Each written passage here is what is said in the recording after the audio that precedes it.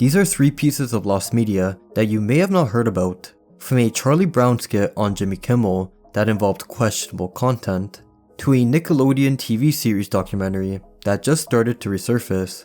These are just 2 examples that we'll be exploring. We'll first be looking at Against the Odds, which was a children's documentary series that aired on Nickelodeon from October 1982 to September 1984, hosted by Bill Bixby and narrated by Philip Proctor. Each episode revolved around historical figures and basically how they broke through barriers. In some cases, important events would also be shown. The runtime for the show was 30 minutes, and tended to have 2 subjects that were connected by a common theme. Now, there were episodes that focused on one subject, but they did have 2 acts to it. For example, an episode on a space race dedicated the first 10 minutes to the Mercury 7 astronauts, and the next 10 minutes on the Apollo 11 moon flight. When first aired, a lot of people didn't really like the show. They believed that it didn't go well with the Nickelodeon's for kids approach, and that it focused more on serious topics that some kids may not be interested in. And to be fair, they did have a point. Imagine watching SpongeBob or the Rugrats where kids are simply watching for entertainment, and then the next show changes to Against the Odds, where these same kids will be learning about historical figures that they likely don't care about. However, they did have good intentions as they were trying to show educational content. But even with that, it was still a problem for Geraldine Laybourne, who would soon become the future president of Nickelodeon after Cy Snyder in 1984. In an interview, she explained what was wrong with the show and how it went against Nickelodeon standards. Watch Nickelodeon, it's really fun. And then they would watch something like Against the Odds, which were, as my son called it, a series of little tragedies, which were inspirational biographies of famous people. And they would say, that's not fun. Another problem would happen as many would send complaints to certain episodes such as the Valentino and El Capone episode. According to the book, Children's Television, the Art, the Business, and How It Works, which was written by Cy Snyder, on the topic of Against the Odds, he stated, based on the show's publicity alone, we received reprimanding letters from many Italian-American organizations. Copies of the letter were sent to every Italian-American politician in New York. The objections were that we dared to show El Capone as a subject. The same problem came up when we did a show comparing and contrasting Napoleon and Adolf Hitler as military dictators who had conquered Europe. The Anti-Defamation League was upset because we were showing an episode about Hitler to children, despite the fact that he was characterized as a fanatic and a villain. More discussions on whether or not the show was 100% accurate was another thing people were talking about. Some of the events talked about on the show were still fairly recent, being just over a decade before the show was even released. It was important for the creators and writers of the show to keep an open point of view, and to not be narrow-minded as the kids would be heavily influenced on what the show says about certain topics. But as seen in the available footage, the facts presented were accurate and appropriate for young kids despite only having a limited amount of time for every segment. Now recently, since the show has been catching more attention, people started to critique the show, and the most common thing that was said was that it was nothing new.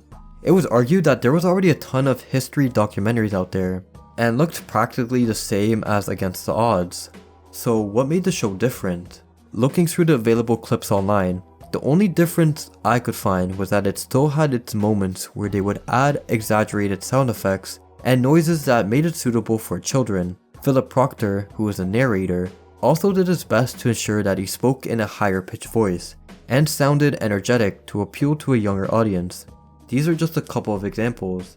You like to collect things, trains, cars, even wild animals. Edwin, she's a girl! She liked to build things out of wood. This is not what little girls do.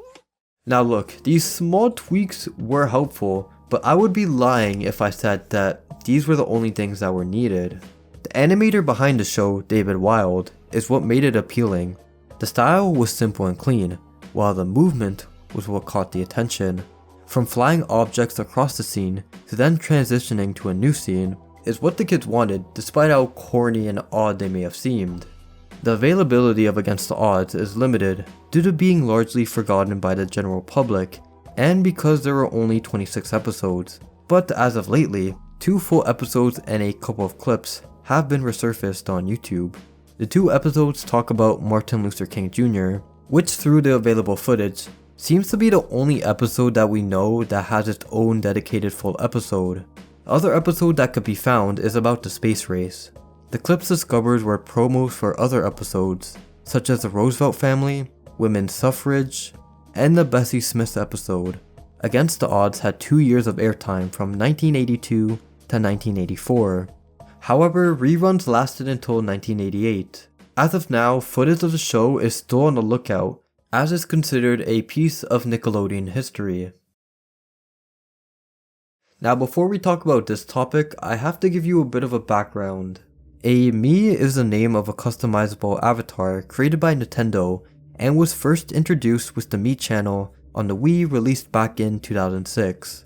The idea of the Mii avatar essentially started in 1986, when Nintendo launched a peripheral for the Famicom known as the Famicom Disk System, which allowed it to read floppy disks. Developer Shigeru Miyamoto came up with the idea of creating a game where players could customize avatars using the new disk system by drawing their own face or the faces of others. Miyamoto eventually made the first prototype of the Mii, and by looking at the footage, it allowed users to change and move parts of the face, and they could even create a short animation with their avatar using another feature named the scenario disk. The only problem with this prototype was Miyamoto was the only person who thought this was a good idea. When he brought it up to the upper management, they were confused on how they could even turn this to a game, and eventually his idea was shut down. However, this wasn't necessarily the end of the creation.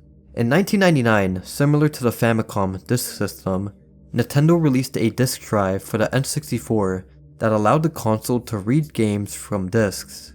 Nintendo decided to release a number of art-related games due to the previous SNES game, Mario Paint, being a success. On February 23, 2000, a game known as Mario Artist Talent Studio was released for the N64 disk drive. The game was influenced by Miyamoto's prototype, as it once again allowed players to create their own characters, change their features, and custom animations.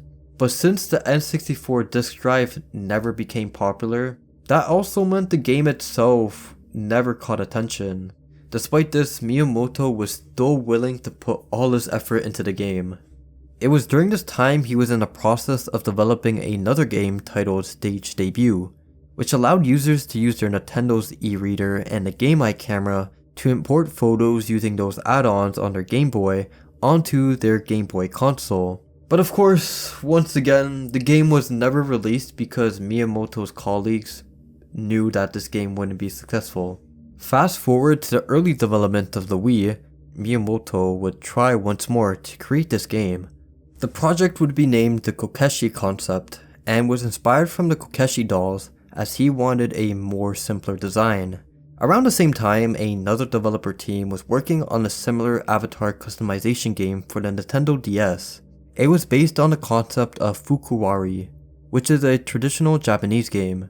Yoshio Sakamoto, the group manager, had the idea of creating a face customization game, but instead of keeping all the facial and body features symmetrical, users would be able to adjust it based on their likings.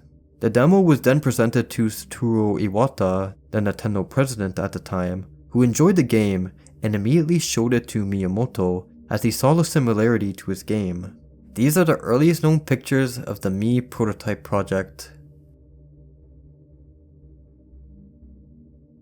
When Miyamoto was shown the game, he started working with the other team and brought his previous team members to help them with the Nintendo EAD. For context, the Nintendo EAD has worked on some of the most successful games Nintendo has ever created. However, while working, they struggled to come up with the use of the characters. They could create a minigames collection, but they knew players would easily get bored. During the development of the Wii, Wii Sports was in its early stages, and so after a long discussion, it was decided that they needed to change the avatars of the customized game that was developed for the DS to one that would operate on the Wii, so that it could be used for the Wii Sports and the entire Wii system. Because of this, the infamous Mii channel was born. As of today, no found footage of both disk systems and DS prototype builds have surfaced online. The only things that were brought up were the few screenshots that were shown earlier. A Charlie Brown Valentine with Tiger Woods was a Jimmy Kimmel live skit that happened during the show's 2010 Valentine's Day special. The skit was based on the 2002 Peanuts Valentine's Day special, with the name being A Charlie Brown's Valentine. For many years, a lot of fans believed that, you know what, maybe the skit doesn't exist, and the main reason behind that was just because they couldn't find any evidence of it online. But then there were people who did remember it, as they recalled watching the skit live on TV. And turns out, they were correct. One of the first instances of known evidence was from a Portland Mercury blog post back in February 11th, 2010. The article briefly mentions the skit and provides a YouTube video link that's now set to private. What made those wanting to see the video was what the article suggested, which was that Snoopy got advice on how to seek affection from someone through romantic gestures from Tiger Woods. Yeah, that's pretty odd.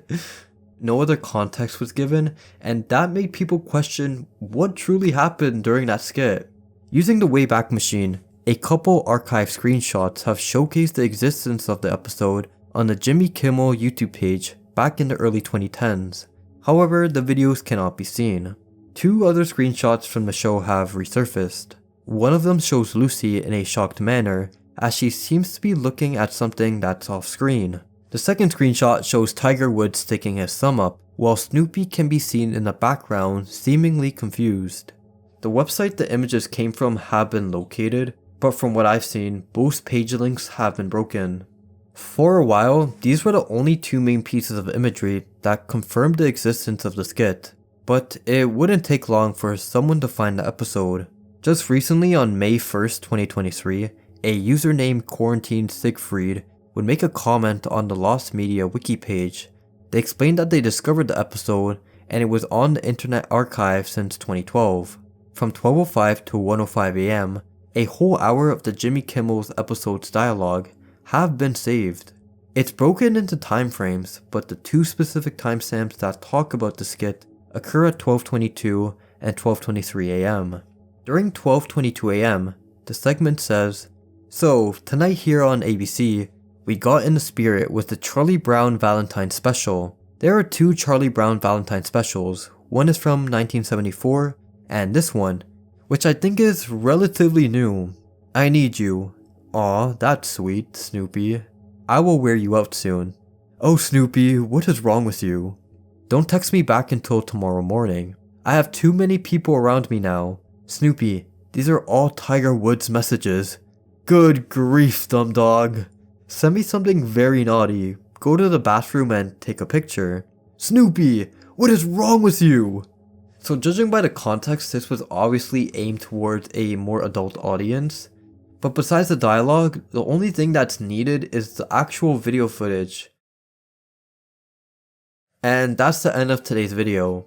For those who stayed to the end, thank you so much for watching the entire video. Let me know in the comments on anything I need to improve on, and for topics that you want me to talk about. While we're on the topic of topics, I'm going to start making videos on subjects that are rarely talked about. That's honestly been one of my major goals for the channel this year. Since I'm sure you guys don't want me to talk about things that have been discussed by 100 other channels. I've noticed that some of my videos, I talk about things that are pretty well known, and I basically want to change that. With that, I hope you guys have a great rest of your day, and I'll see you next time.